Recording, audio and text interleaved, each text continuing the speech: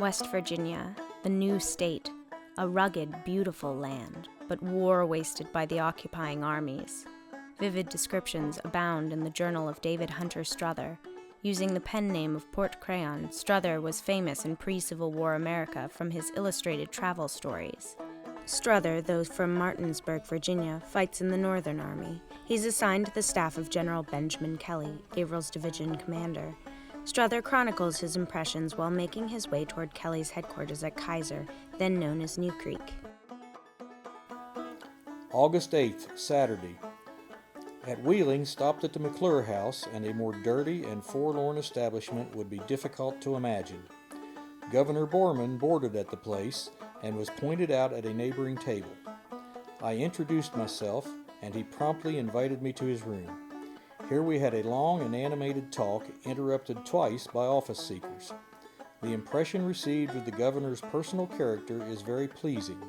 He has good sense, is modest, and evidently inexperienced in public affairs, which his modesty proves. He is highly spoken of by all who know him, and seems to be radical in regard to his treatment of rebels. He sustains strong measures and thinks Kelly is too timid and mild.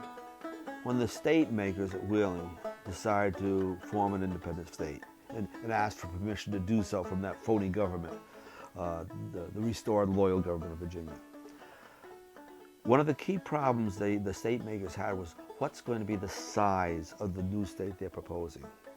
They had 24 counties in the Northwest that were solid pro-Union counties. And then there was the Eastern Panhandle, which has divided loyalties, to say the best. And in fact, at the extreme end, Berkeley and Jefferson County, they're thoroughly Confederate counties.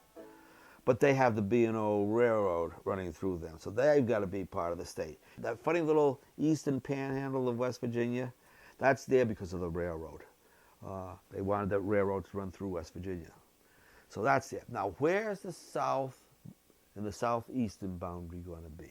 There's the natural boundary is the Kanawha River, the Kanawha New River. Well, the problem there is you're going to have a very small state then. You need more counties. You need more counties to make a viable state. And the problem is these counties are all pro-Confederate.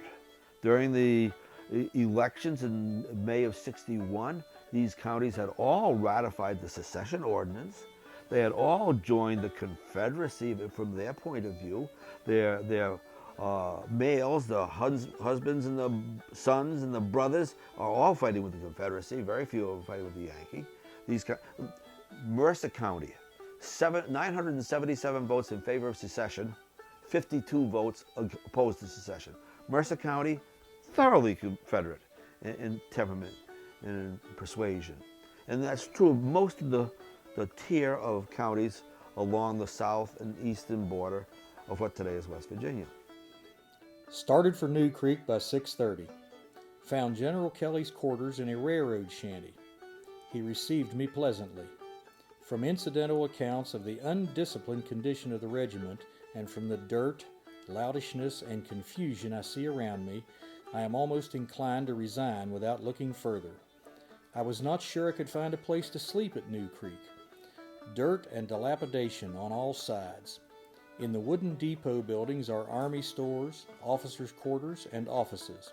A dirty tavern, sutler's stores, and country stores occupy the other half of the dismantled wooden building.